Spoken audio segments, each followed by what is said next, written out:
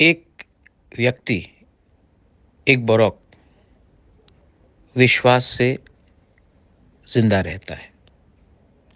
जिस दिन हमारा विश्वास हमसे छीना जाता है, उस दिन हम मालिक से गुलाम बन जाते हैं।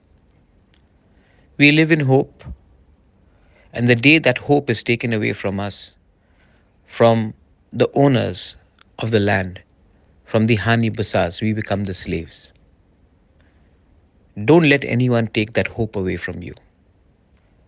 ये जो आपके अंदर आशा है, वो कोई आपसे छीन नहीं सकता। अगर छीना तो हमारा नेक्स्ट जनरेशन, आपका परिवार, आपका बच्चा, आपका खुद का भविष्य कहीं नहीं रहेगा। मैं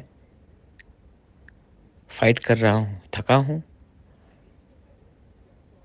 तबीयत ठीक नहीं है, थका हूँ, लेकिन मैं फाइट कर रहा हूँ कॉन्स्टिट्यूशनल सॉल्यूशन के लिए।